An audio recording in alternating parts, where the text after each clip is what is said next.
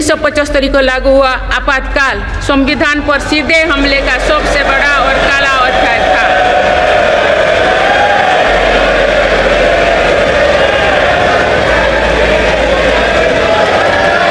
तो पूरे देश में हाहाकार मच गया था, लेकिन ऐसी असंवैधानिक ताकतों पर देश ने विजय प्राप्त करके दिखाया, क्योंकि भारत के मूल में गणतंत्र की परंपराएं रही है।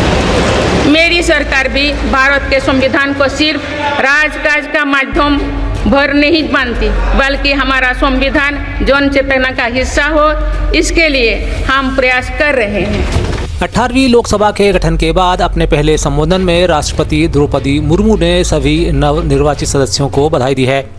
राष्ट्रपति ने लोकसभा और राज्यसभा की संयुक्त बैठक को आज संबोधित करते हुए प्रधानमंत्री नरेंद्र मोदी के नेतृत्व वाली नवनिर्वाचित सरकार की प्राथमिकताओं को सामने रखा।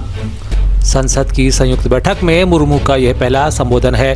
अपने संबोधन में राष्ट्रपति ने आपातकाल पर इस दौरान करारा हमला बोला। उन्होंने कहा, आने वाले कुछ महीनों में भारत एक गणतंत्र के रूप में 75 वर्ष पूरे करने जा रहा है।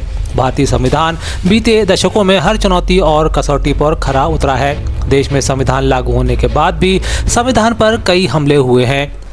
उन्होंने याद दिलाया कि 25 जून 1975 को लागू किया गया आपातकाल संविधान पर सीधा हमला था। जब इसे लगाया गया तो पूरे देश में हाहाकार मच गया था, लेकिन देश ने ऐसी असंवैधानिक ताकतों पर विजय प्राप्त की है। मेरी सरकार भी भारतीय संविधान को सिर्फ शासन का माध्यम नहीं बना सकती। साथ ही उन्होंने कहा कि जम्मू कश्मीर में संविधान पूरी तरह लागू किया गया है, जहां अनुच्छेद 370 के कारण स्थिति अलग थी। वे कहती हैं, देश सेवा और जनसेवा का यह सौभाग्य बहुत कम लोगों को मिलता है। मुझे पूरा विश्वास है कि आप राष्ट्र प्रथम की भावना के साथ अपना दायित्व निभाएंगे, 140 करोड़ देशवासियों की आकांक्षाओं को पूर्ति का माध्यम बनेंगे। उधर राष्ट्रपति के अभिभाषण पर विपक्षी सांसदों ने अपनी प्रतिक्रिया देते हुए इसे प्रायोजित बताया है। कांग्रेस सांसद शशि थरूर ने कहा, हमने नीट परीक्षा के बारे में नहीं सुना, हमने युवाओं के बेरोजगारी के बारे में नहीं सुना, ये बहुत ज़रूरी विषय हैं। नीट मुद्दे पर उन्होंने कहा, कार्रवाई होना चाहिए। हम यह समझना चाहते हैं कि मैनेजमेंट क्यों इतना बुरा हुआ। कभी परीक्षा रद्द होती है, कभी किसी को ग्रेस नंबर मिल जाते हैं। हमें इन सब पर अच्छी जानकारी चाहिए। इमरजेंसी का भी जिक्र राष्ट्रपति ने किया। देखिए, मैं यही कह रहा था कि राष्ट्रपति जी सरकारी भाषण दे दिए तो नॉर्मल है, सरकार के ही सारे मुद्दे वो लोग आगे बढ़ाने का कोशिश में होंगे, लेकिन इस समय 49 साल के बाद ये जो इमरजेंसी के बाद जिक्र किया, मेरे ख्याल में कोई लॉजिक नहीं था उस विषय पे। आज के मुद्दे के बारे में बोलना चाहिए था। हम नीट परीक्षा के बारे में कुछ नहीं सुना, हमारे युवाओं की बेरोजगारी के बारे में कुछ नहीं सुन पाए, तो बड़ी जरूरी विषय है। और आपको ये भी मालूम है कि मणिपुर इस शब्द तो ना प्रधानमंत्री के मुंह से निकला ना राष्ट्रपति जी से। ये बड़ी जरूरी है कि इस किस्म के विषय, चीन के सीमा से में क्या हो रहा है, बहुत बड़े विषय हमारे देश में है जो हम उठाना चाहते हैं हमारे देश में, और ये उठाने के लिए सरकार इस भाषण को इस्तेमाल कर सकते थे। हमारे जवाब में तो नेचुरली प्रतिपक्ष की भी ये जिम्मेदारी है कि ऐसे मुद्दे हम ऐसे भी बताएं जनता को जो संसद के अंदर चर्चा होनी चाहिए, जो अब तक नहीं हुई है। बस यही बात। नीट को लेकर भी कहा कि निष्पक्ष जांच होगी तो उसके ऊपर कार्रवाई होनी चाहिए, लेकिन हम ये भी समझना चाहते हैं कि इस किस्म की मैनेजमेंट क्यों इतना बुरा हुआ इस बार।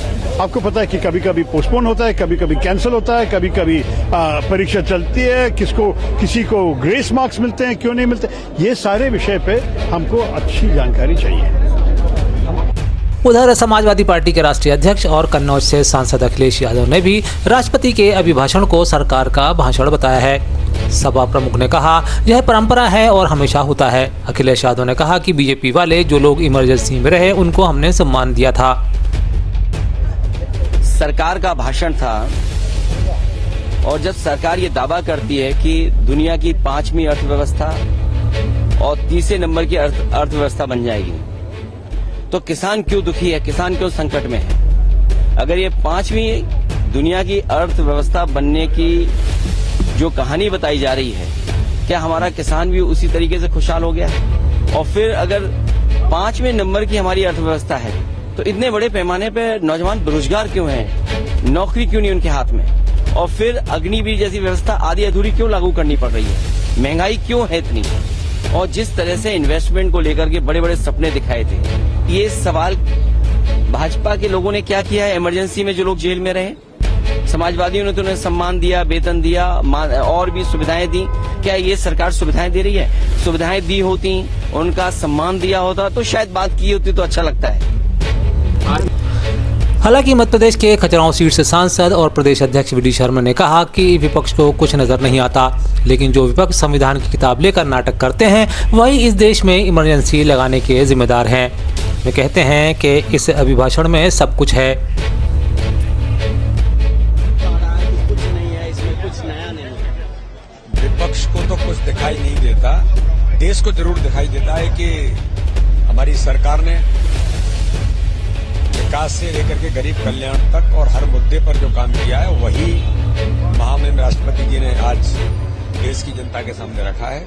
इसलिए विपक्ष तो केवल विरोध के लिए इस प्रकार की बातों का उल्लेख करता है। लेकिन दूसरी तरफ राष्ट्रपति ने इमरजेंसी का भी जिक्र किया कि किस तरह से ये ऐसे जो लोग हैं कि कांग्रेस ने इस देश के लोकतंत्र की हत्या की, इमरजेंसी लगा करके कलम बंद कर दी, लोगों को जेल में डाल दिया।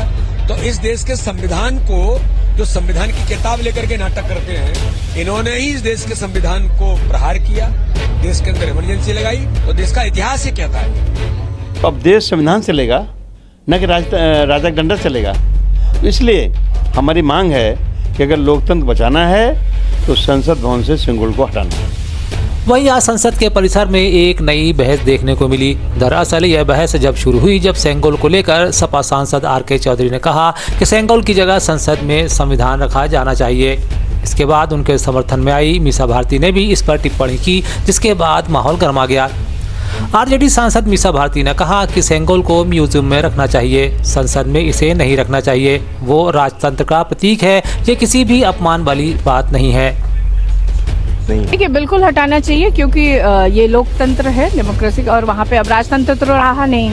तो अगर सिंगोल को लगाना ही चाहिए तो उसको म्यूजियम में रखना चाहिए, जहाँ की देश के सभी लोग जाएं और वहाँ पे उसका दर्शन भी करें जो लोग देखना चाहते हैं। तो ये अच्छा, जिसने भी ये मांग की है बहुत अच्छा, और हम लोग उसको सपोर्ट करते हैं। भारतीय जनता पार्टी कह रही है ये तमिलनाडु और तमिलनाडु के लोगों का, नहीं, मैं कह रही हूँ कि ये डेमोक्रेटिक है, अब राजतंत्र रहा नहीं और वो राजतंत्र का प्रतीक है, इसलिए उसको हटाना चाहिए।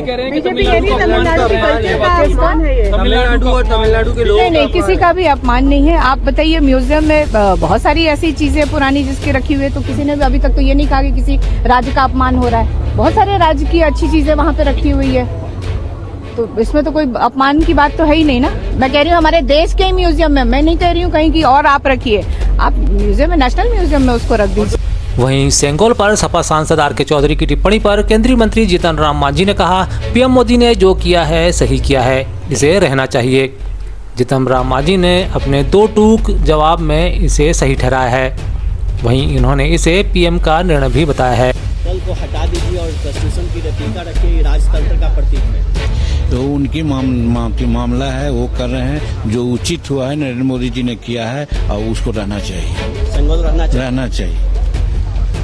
जबकि सेंगोल पर अनुप्रिया पटेल ने कहा, सेंगोल जब उपस्थापित हुआ था समाजवादी पार्टी उस वक्त भी सदन में थी, उस वक्त इनके सांसद आखिर क्या कर रहे थे। मुझे इसके बारे में जानकारी नहीं है, लेकिन सेंगोल जब स्थापित हुआ था समाजवादी पार्टी उस वक्त भी पार्लियामेंट में थी, उस वक्त क्या कर रहे थे इनके सांसद। मध्य प्रदेश के मुख्यमंत्री डॉक्टर मोहन यादव ने आज मंत्रालय में जल जीवन मिशन की समीक्षा बैठक कर संबंधित अधिकारियों को आवश्यक दिशा निर्देश दिए हैं। इस दौरान उप मुख्यमंत्री जगदीश देवड़ा भी वहां मौजूद थे। मध्य प्रदेश सरकार द्वारा वित्तीय वर्ष 2024-25 में 88,540 करोड़ रुपए के कर्ज ले जाने की खबर के बाद इस पर अब राजनीति शुरू हो गई है। मध्य प्रदेश के नेता विपक्ष उमंग सिंघार ने इस पर सवाल उठाया है। अपने सोशल अकाउंट पर सिंघार कहते हैं, मध्य प्रदेश की पूरी सरकार उधार पर टिकी है। साथ ही वे सवाल उठाते हैं कि फरवरी माह में प्रदेश सरकार ने 2 बार कर्ज ले लिया, अब फिर 2000 करोड़ का कर्ज लेने की तैयारी शुरू हो गई है। आखिर कब तक सरकार ऐसे उधार लेकर घी पिएगी। वे कहते हैं, सरकार का खर्च कम नहीं हो रहा और राजनीतिक खुमारी भी सिर चढ़कर बोल रही है। फिर सीएम का यह दावा कि पैसे की कोई कमी नहीं है, सिवाय जुमलेबाजी के सिवा कुछ नहीं। प्रदेश की जनता सब जानती है। सर, नरसिंह घोटाले को लेकर आप मुखर दिख रहे हैं, प्रश्न भी उठा रहे थे। अब सरकार अपनी रणनीति बना रही कि आपके प्रश्न उठ पाए। देखिए 3 तारीख को ऐसी जानकारी मिली है कि 3 तारीख को बजट पेश करेगी। तो 3 तारीख ही क्यों चुनना चाह रही है सरकार? 2 तारीख 4 तारीख क्यों नहीं चुनना चाह रही सरकार? इसलिए चुन रही है सरकार 3 तारीख कि 3 तारीख को चिकित्सा शिक्षा विभाग नर्सिंग कॉलेज के घोटाले से संबंधित विधायकों के प्रश्न है, उन प्रश्न काल को खत्म करके बजट लाना चाहती है सरकार। तो इसका मतलब सीधा सीधा है कि सरकार नर्सिंग कॉलेज के घोटाले से कितनी डरी हुई है, ये आप समझ सकते हैं।